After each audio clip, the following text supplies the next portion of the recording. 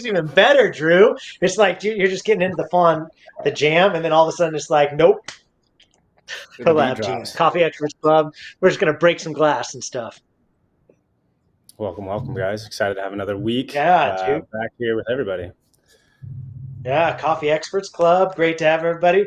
Got to get the full hand raised even without Ben Clanterbuck. Coffee Experts Club. Anyway, hey, great to have everybody. Coffee Experts Club today. I'm pretty excited. The guest we're going to have on the show today has been a longtime friend for Drew and I both, and it has been somebody that we've been really able to spend time around, see his expertise in coffee, and yeah, I just think he's a good dude and has a lot to offer, a lot to offer a lot of people. So pretty excited about him. He's somebody that's been through a couple iterations of coffee with Drew. I mean, Drew got to work with him through a couple different like a trending of coffee businesses, and so it's always cool when you can say, hey, how are things original? How are things second iteration? What are things you could do better? What things you could see do different? And I think our guest today is going to really talk well to that. So, Drew Moody, do you have anything else to say exciting about who our special guest is today? Well, after years and years of working with Mason, it was always a new experience every day. So that's why one of the things that makes coffee and Mason cohesive, because nothing's ever the same. So learning and growing, and excited to have him on the show with us. Yeah, without further ado, let's bring on Mason Rojas. Mason, thanks for joining us today, man. Appreciate you. Yes, of course. Thanks for having me, guys. Thanks for the introduction. It's quite solid. I love it. Yeah, I mean, bro, it's so cool when we get to have people on the show that we know well. It's always going to be somebody that we've worked with, right? It's always going to be somebody that we have experience being in the trenches with, but it's pretty rare to be able to dig deep enough to say, hey, we got like a decade worth of work with this person. Like for me personally, like we've got a lot of years logged away with Mason Rojas and just a couple different iterations. And I know it was cool for me to watch from the outside. Obviously, Mason came out of Roasters, same place that Drew came out of, and then migrated up as a regional manager. From just being barista up to assistant up to a manager, then a manager of a larger location, and then a regional manager, and then as the transition came and BlackRock purchased Roasters. Mason made that transition over to be a regional manager there within this larger outfit that has hundreds of locations. So, a really cool escalation journey for Mason. And Drew was in a very similar escalation journey. But for me on the outside, being a consultant with Wes, moving from just like 4 or 5 locations up to the point of having 15 in the roastery and then the buyout, it was really cool for me to get to know Mason at a distance, watch Mason, grow, watch Mason take more and more ground, watch Mason prove himself, watch Mason then take a larger shop that was a high volume shop and then prove himself there and then ascend up to a regional. I think that's always a really cool thing. So Mason, it was awesome for me to watch you just in your growth trajectory, man. Thank you. Yeah. I mean, when you talk about like being in the trenches, I'd say like there was never more of a time that we were deeper in the trenches than with you guys. And it was just like thankful to have you guys throughout that whole process because, whenever there was a bump in the road, it was definitely easily fixable when we have our team. Yeah. So maybe tell me about you, like Mason. Maybe give everybody some backstory on you, like as far as how you started with coffee, and then like the location that you started with, and the volume of that location. Because I do think that your story is pretty cool. And I do think that Wes did a really great job with Roasters of identifying talent, proving them at a lower bandwidth, letting them earn their way up, and giving them a little bit more, then moving them to a larger opportunity. And maybe just talk to us a little bit about your trajectory and how you feel like you grew within coffee, within Roasters, and then BlackRock. Yeah. I mean, so I'm not sure if you actually know this, but I did start with Dutch Brothers before. So I was with them for about three I years. didn't. Yeah, I was with them for 3 years, had been an assistant there, was with Roasters for 5, and then BlackRock for almost 2 years. So almost a whole decade, which is kind of crazy to even think about pulling shots for that long. But I really started with Roasters at what was our very first location, kind of like the location that nobody wanted to work at the time. It was kind of like the sore thumb of all the stores. But I ended up moving up to assistant manager and then managing that store within, I think it was probably like the first 3 months. I ended up managing it. At the time, I believe we were like fourth place in the company, and Yeah. ended up getting up to the point where we were competing for number one. I think Jordan was still the manager at 68 at the time. So I would just send her Yeah. sneaky little messages just to let her know that we were beating her numbers that day, or when Steven took over everything. So always a competition, always trying to push to get better. And then there, I really proved myself and was able to take over the Keenan Kennedy location. And then from there, I feel like that's really where I excelled and was able to prove my management skills and um, my team, I guess. Yeah. And I mean, obviously, like in that growth, I feel like those were different caliber stores too, right? Like I know your first store was Pasco. Is that where you started? Was Pasco? Yep. Yeah.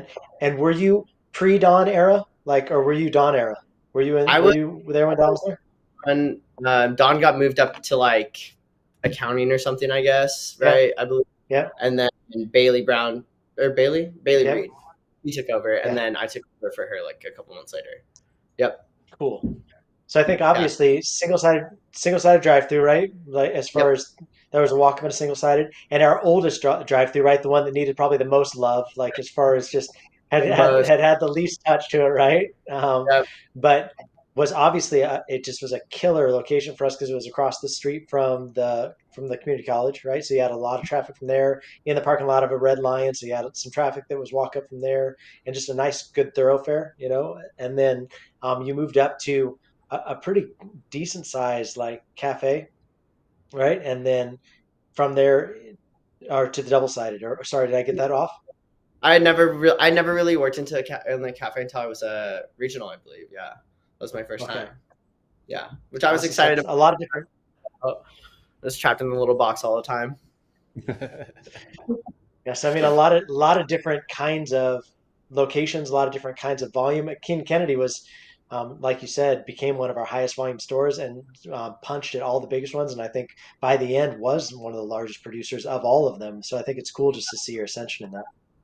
Yeah, and that store primarily why I went there was it was like our problem store. We were having a lot of issues, a lot of complaints. The double sided drive through is just always such an intimidating factor for a lot of people. I feel like the process of having both windows going at the same time, sharing the back bar, it was something that everybody's I feel like probably still is kind of intimidated by or afraid of. And it just kind of takes someone going in there and like setting out all the processes and making it simplified. Um, and realistically, I feel like that's what launched Kennedy into being one of the top locations. Yeah, I mean, I worked in coffee for almost just as long as you, but I was always a cafe guy. So Yep. even at the end of my career, the double sided drive through was intimidating. It didn't matter how long you've been in coffee. That's just a unique business model. It's when you run a double sided drive through, you run two stores in one. You're not just Yep. running the one store that's producing. It's almost two separate teams, two forms of communication. It's like the left brain and the right brain have to communicate in different ways to each team all the time. You're juggling so many things, and through my experience with you at Roasters, one of your superpowers, I think, was connecting with your team on every level. You could talk with your openers and your mid shifters and your closers, and it was always the same Mason. Managing in the same way, producing similar results in your people. Yeah. Especially key when you have so many people on because I think the most we ever had on a shift was like 14 at a time. And it was just like to anyone crazy to even think about. But for me, it was like we have to have all these people in the hive, like all the bees have to be working. They all have their little job that they have to do. It was just necessary. And I mean, we ended up doing, I think the most was a $1,200 hour one time. That's like it's just insane. And that should never have really have happened. But, we're there for it. So. Well, it's almost like you're almost like a conductor, this little symphony of movement between your people. Because I mean, Oh, and yeah. it got more intense when we got the car timers put in.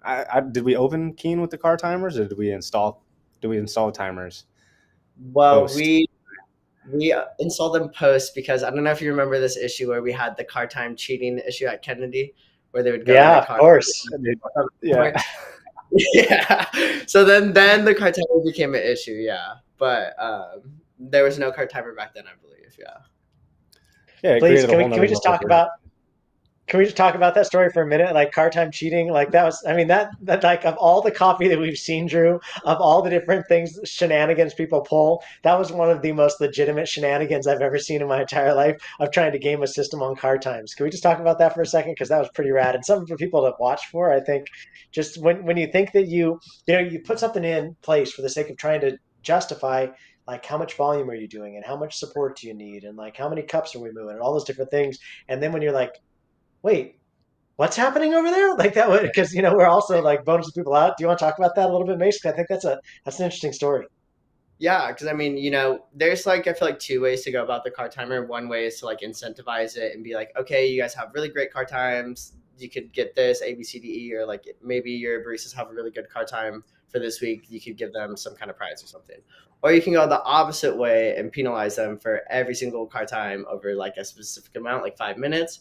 And we kind of started out with that route, and it ended up, I feel like, kind of biting us because instead of the car timer helping us and then seeing it as something fun or something to like beat their time, beat their score, it was we're gonna get in our car and drive back and forth on the car timer to make sure that our so it's interesting because if you give them kind of the opportunity to do that and to not get in trouble, they're gonna do whatever they can. But that's why I think incentivizing that car timer and making it something that's positive is a little bit more important. What's funny, one of the funny things about that story is that, we put so many systems in place and we have so many procedures and policies and expectations. And a lot of the time we have a hard time getting people to follow them. But then, that example is that they're creative enough to create their own systems that work and follow them and smart enough to do it on their own. So it just shows the ingenuity of the young baristas. Very true. Yeah. If there's a rule, they're gonna figure out how to break it. So might as Mm-hmm. well make it a fun one. I love it. So May, sometimes so on the show, usually we ask a couple set of questions, and like so one of them is like what's something one of the best stories you've got, like one of the best lessons you've learned or taught, one of the most difficult things, hurdles that you got through, either past or present. I'd love to hear like whatever stories you want to share with us, man, because I feel like you're a wealth. You've been at a lot of different places. You've worked with a lot of different baristas. You saw roasters through a really dark season of like COVID, and then like all the hard things that came out of that on the other side, and then the pick me up of BlackRock. But then I know even in that, like there was some things that you're like, I wouldn't do it this way. I would actually do it this other way. And I think that is something I will always say about Mason is you always had an opinion about something, and that's not a bad thing. But you were like, hey, I'm not just going to be the toe the line man. I'm not just going to like do what you want me to do every time. I'm always going to at least verbalize. I don't think this is a good idea, and I'll do it if you want me to do it. But I'm going to at least be verbal about. I think you should really reconsider this. So maybe talk about some of those things. Yeah, I think that's something that's always going to be really important, especially if you're in a leadership position, because you are essentially there to, yes, lead the business and to make the business money, but you're also there for your team. Making sure that your team isn't being drowned by all the requests of the business. Obviously, there's stuff that has to get done, but you have to make sure that they are given the tools to do it correctly. I think one of the hardest things that I had to go through just throughout all my years consistently is just letting people fail, but letting them fail like gracefully and letting them fail with opportunities to do better, with everything they need to improve for the next round. Because there's a lot of times where we spend way too much time focused on fixing the problem, doing the problem for them, versus teaching them how to do it, giving them the systems, the procedures, everything they need to truly succeed. And then at the end of the day, doing all those steps, it really just allows you to have more time to yourself and have more time to focus on the bigger issues. Um, I think it's probably one of the biggest things that I've had to teach myself over time because I am a And not squeaky trying. wheel.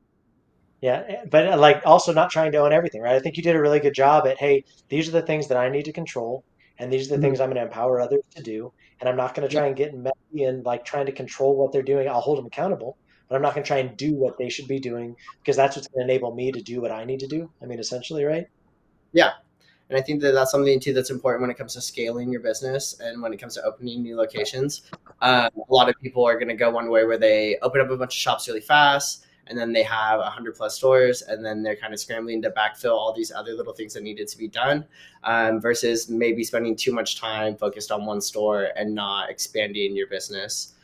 There's like a delicate balance there where I've seen both sides where roasters, we exploded really fast for a little bit and then we kind of sat back on our heels, and we had to backfill those positions with BlackRock. I feel like they may have gotten too big too quickly, and then there's a lot of stuff that was missed in the gaps that had to be filled in after. So it's just that like fine, delicate balance of like teaching everybody what they need to properly grow the business.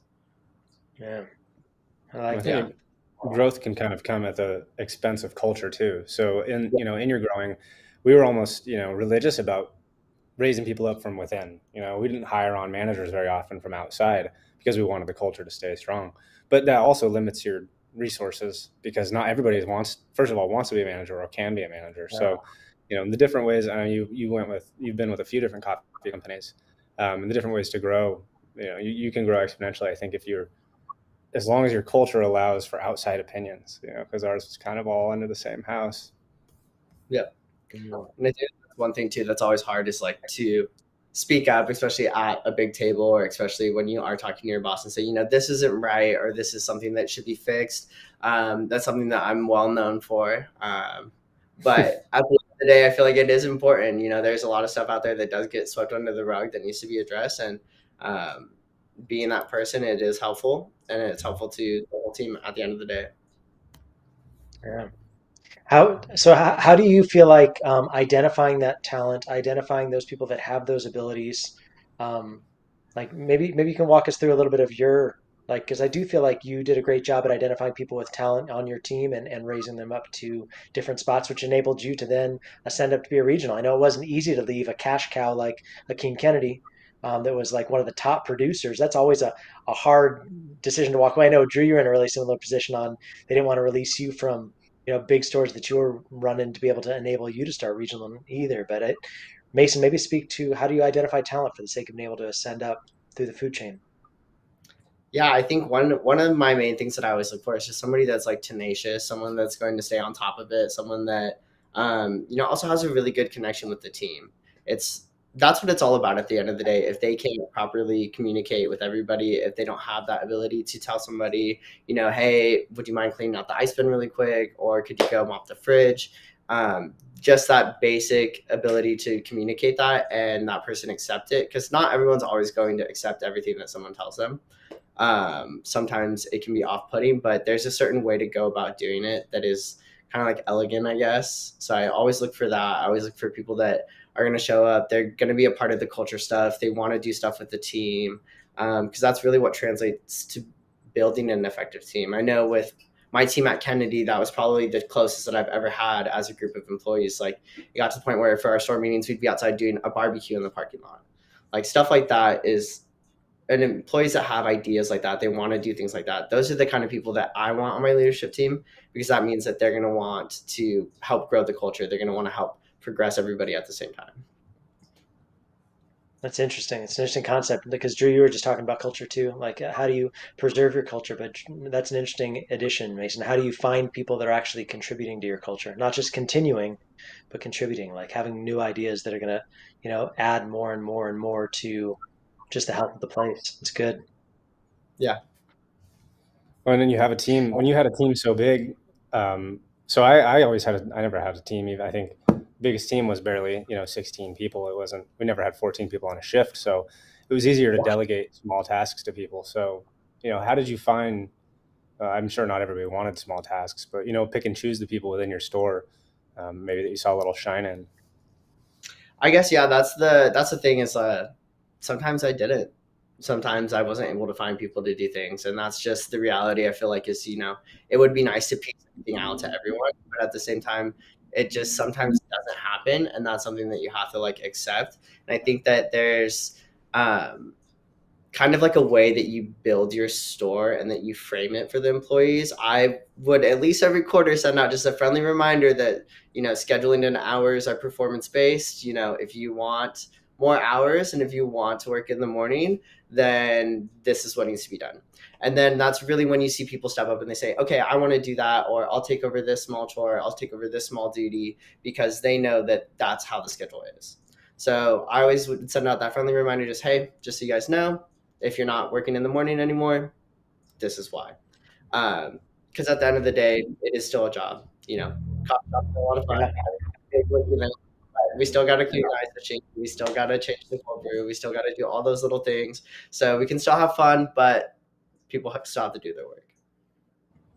Well, it's and good. you were working with teams for so long, you probably had sleepers too. People who were kind of not really interested for a long time, and then there was a spark or something that changed, and they were suddenly inspired. Yeah, and and that's part of why I do appreciate Roasters how they had a lot of stuff for us to do. They had a lot of kind of incentives for the managers on wanting to progress up through the company, fun little things to do, and feel like that definitely does help bring that spark back. But also, when you just lead a fun team, more people Yeah. are going to be more to step up. More people are going to be willing to be a part of it because they're actually enjoying their experience there. Yeah. I think there's something to be said too about I think what enabled, because I was behind a lot of that with Ben on rolling out incentives and coming up with opportunities and like giving people those little perks.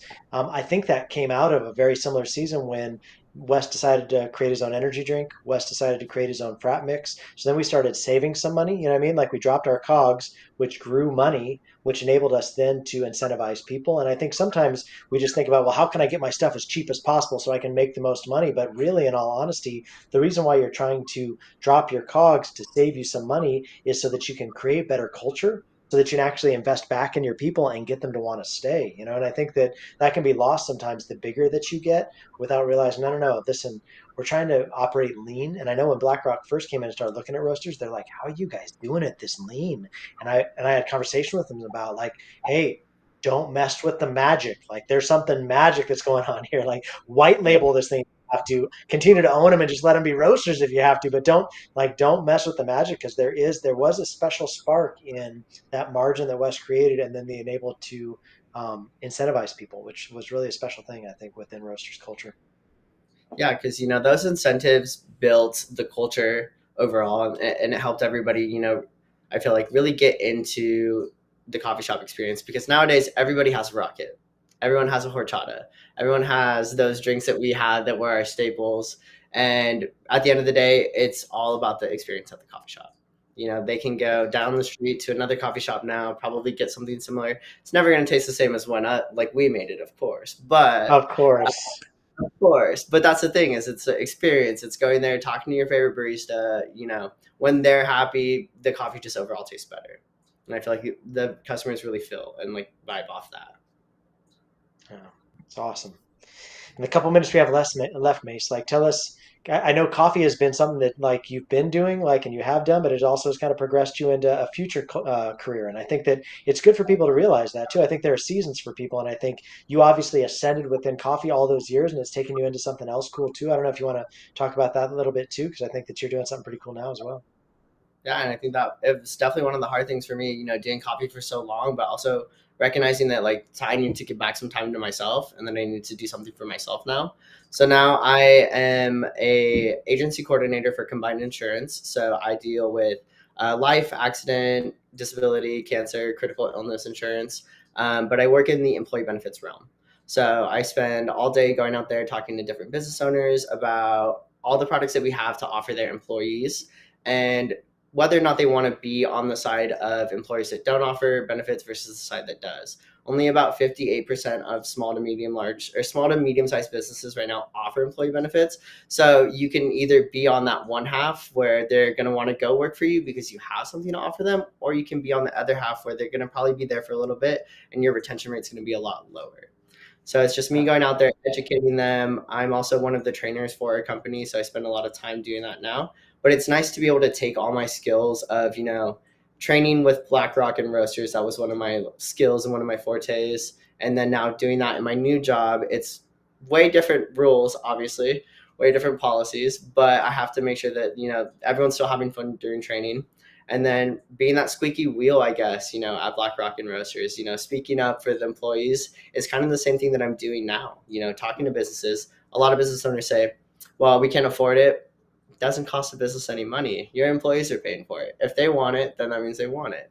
So it's just kind of doing that whole same process over and over again of like fighting for the employees, just on a different scale, I guess.